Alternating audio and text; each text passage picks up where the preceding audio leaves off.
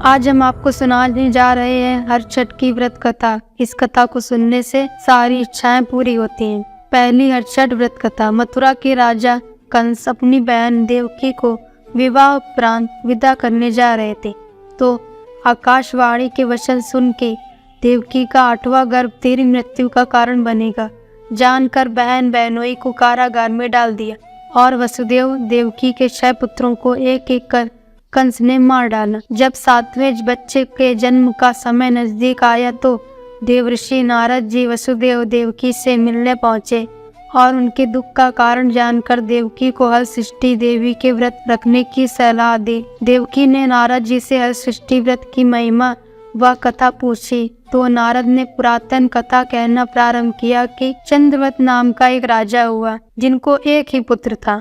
राजा ने राहगीरों के लिए एक तालाब खुदवाया, किंतु उसमें जल न रहा, सूख गया। राहगीर उस रास्ते गुजरते और सूखे तालाब को देखकर राजा को गाली देते थे। इस खबर को सुनकर राजा दुखित हुआ कि मैंने तालाब खुदवाया, मेरा धन व धर्म दोनों ही व्यर्थ गया। उसी रोज रात राजा को स्वप्न में वरुण देव ने दर्शन देकर कहा कि यदि तुम अपने पुत्र का बल तालाब में दोगे जल भर जाएगा। सुबह राजा ने स्वप्न में कई बात दरबार में सुनाया, कहा कि मेरा धन व धर्म भले ही व्यर्थ हो जाए पर मैं अपने पुत्र का बलि नहीं दूंगा। यह बात लोगों से होता हुआ राजकुमार तक पहुंचा तो वह सोचने लगा कि यदि मेरी बलि से तालाब में पानी आ जाए तो लोगों का भला होगा। यह सोचकर राजकुमार अपनी बलि देने तालाब में बैठ गया। अब वह तालाब पानी से लबालब भर गया। जल के जीव जंतुओं से तालाब परिपूर्ण हो गया। एकलौते पुत्र के बलि हो जाने से राजा दुखी होकर वन को चला गया। वहाँ 5 स्त्रियां व्रत कर रही थी, जिसे देखकर राजा ने कौन सा व्रत और क्यों कर रही हो पूछने पर स्त्रियों ने हलषष्ठी व्रत की संपूर्ण विधि विधान बतलाई। उसे सुनकर राजा वापस नगर को गया और अपनी रानी के साथ उस व्रत को किया। व्रत के प्रभाव से राजपुत्र तालाब से जीवित बाहर निकल गया। राजा परिवार सहित हलषष्ठी माता के जयकार कर सुख पूर्वक निवास करने लगा। अब नारद जी ने देवकी से हलषष्ठी व्रत की अन्य कथा कहना शुरू किया कि उज्जैन नगरी में 2 सौतन रहती थी। एक का नाम रेवती और दूसरी का नाम मानवती। रेवती को कोई संतान न था, जबकि मानवती के 2 पुत्र थे। रेवती अपने सौत के बच्चे को देखकर हमेशा सौतिया डाह से जलती रहती और उनके पुत्रों को मारने का जतन ढूंढती रहती।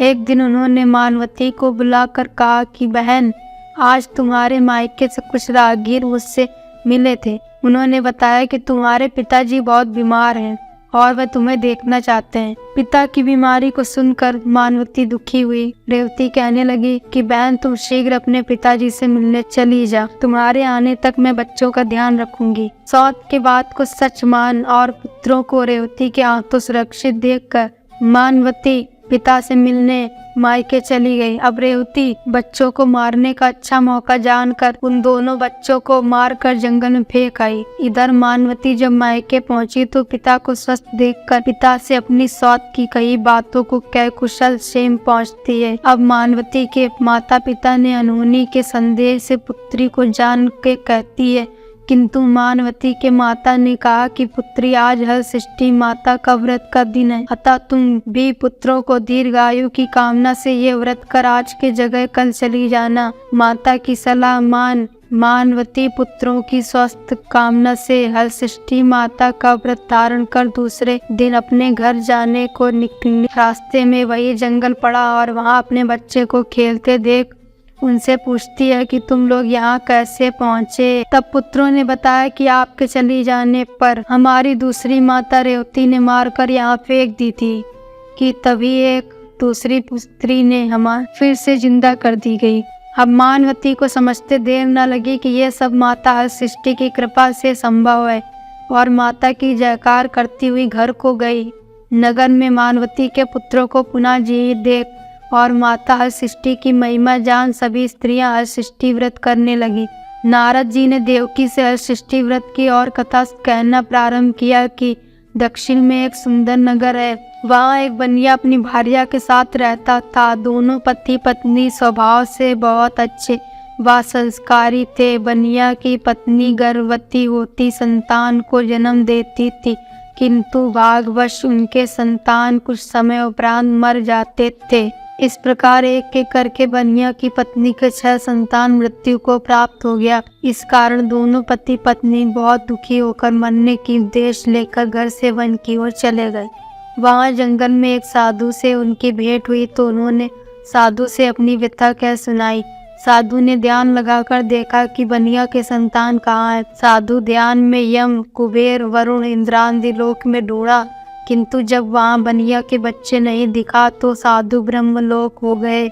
वहाँ साधु ने बनिया के सारे संतान को देखकर उन्हें अपने माता पिता के पास लौटने का आग्रह किया। बच्चों ने वापस लौटने से मना करते हुए कि मुनिवर, इससे पूर्व हम कई बार जन्म ले चुके हैं, हम किस किस माता पिता को याद रख उनके पास जाएं। हम जन्म, मृत्यु और गर्भ के चक्कर से अब मुक्त है, अतः अब नहीं जाना चाहते। तब साधु ने बनिया को दीर्घजीवी संतान प्राप्ति का उनसे उपाय पूछा। उन आत्माओं ने कहा कि यदि बनिया और उनकी पत्नी माता हरसिष्ठि का व्रत रख पूजन कथा श्रवण कर अपने पुत्र को व्रत उपरांत जल से भीगा कपड़ा पोता लगाए तो उनका बालक दीर्घजीवी होगा। उन आत्माओं से इस प्रकार सुन साधु ध्यान से वापस आकर बनिया से हरसिष्ठि व्रत कथा नियम आदि को बताया। साधु से इस विधि विधान को सुन दोनों पति पत्नी घर को गए।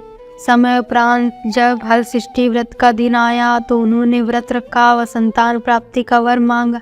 माता हरसिष्ठि की कृपा से अब बनिया की पत्नी गर्भवती हुई और एक सुंदर संतान को जन्म देती है। अगले व्रत पर उन्होंने साधु के बताए अनुसार अपने पुत्र को पोता मारती है। माता की कृपा से अब उनके संतान दीर्घायु को प्राप्त किया। बनिया का परिवार प्रसन्नता पूर्वक जीवन यापन करने लगा। एक बार राजा युधिष्ठिर ने भगवान श्री कृष्ण से अत्यंत शोक संतप्त भाव से कहा, हे देवकी नंदन सुभद्रा, अपने पुत्र अभिमन्यु के मरणोपरांत शोक संतप्त है। वह अभिमन्यु की भार्या उत्तरा के गर्भ की संतान भी ब्रह्मास्त्र के तेज से दग्ध हो रही है, क्योंकि दुष्ट अस्थात्मा ने गर्भ को निस्तेज कर दिया है। द्रौपदी भी अपने 5 पुत्रों के मारे जाने से अति दुखी है, अतः इस महादुख से उत्थान हेतु कोई उपाय बताए। तब श्री कृष्ण ने कहा, राजन, यदि उत्तरा मेरे बताए इस अपूर्व व्रत को करे तो गर्भ का निस्तेज शिशु पुनर्जीवित हो जाएगा। यह व्रत चौभात व्रत की कृष्ण पक्ष षष्ठी पर भगवान शिव, पार्वती, गणेश व स्वामी कार्तिकेय की विधि विधान द्वारा पूजन पुत्र पौत्र की अल्पायु व शोक के महादुख से मुक्ति प्रदाता है। इस व्रत के संदर्भ में श्री कृष्ण ने राजा युधिष्ठिर को कथा बतलाते हैं कि पूर्व काल में सुभद्रा नाम का राजा था, जिनकी रानी का नाम सुवर्णा था। राजा रानी को एक हस्ती नामक पुत्र था। एक बार राजपुत्र हस्ती दाई माँ के साथ गंगा जी स्नान करने गया। बाल स्वभाववश हस्ती जल में खेलने लगा। तभी एक ग्राह ने उसे खींचते हुए जल को के अंदर ले गया। की सूचना दाई माँ ने जाकर रानी सुवर्णा से कह सुनाया। इस पर रानी ने क्रोधवश दाई के पुत्र को धड़कते हुए आग में डाल दी। पुत्र शोक से व्याकुल दाई माँ निर्जवन हो चली गई और वन में एक सुनसान मंदिर के पास रहने लगी।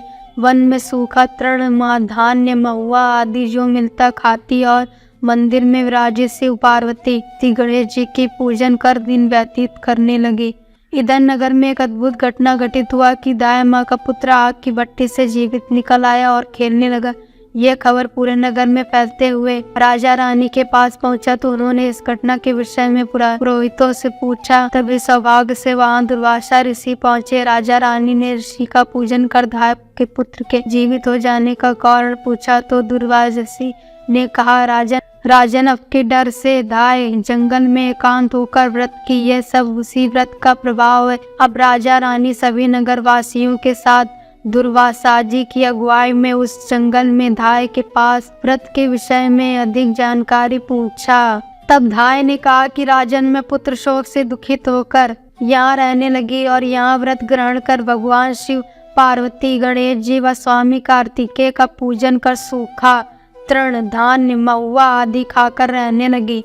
तब रात को मेरे स्वप्न में शिव परिवार के दर्शन हुए और तुम्हारा पुत्र जीवित हो जाएगा वरदान दिया। अब रानी ने व्रत की विधि विधान को पूछा तो दुर्वासा जी ने हरसिष्ठि व्रत की संपूर्ण विधि विधान बतलाया। राजा रानी ने हलषष्ठी व्रत की महिमा जानकर व्रत को किया। व्रत के प्रभाव से राजपुत्र हस्तिग्राह के जंगल से छूट कर खेलते हुए नगर आया। अपने पुत्र को पाकर राजा रानी सुखी हुआ और धाय भी पुत्र के साथ प्रसन्न होकर निवास करने लगी। वही बालक हस्ती आगे चलकर परम प्रतापी हुआ और अपने नाम से हस्तिनापुर को बसाया। इस प्रकार भगवान श्री कृष्ण ने युधिष्ठिर से हलषष्ठी व्रत की महिमा का ज्ञान देते हुए कि हलषष्ठी व्रत कथा पहले नारद जी सुन। मेरी माता देवकी ने इस व्रत को सबसे पहले किया, जिसके प्रभाव से उनके आने वाले संतान की रक्षा हुई है। भगवान श्री कृष्ण से सुन युधिष्ठिर ने इस व्रत को उत्तरा द्वारा करवाया। व्रत के प्रभाव से उत्तरा का अश्वत्थामा द्वारा नष्ट हुआ गर्भ पुनः जीवित हो गया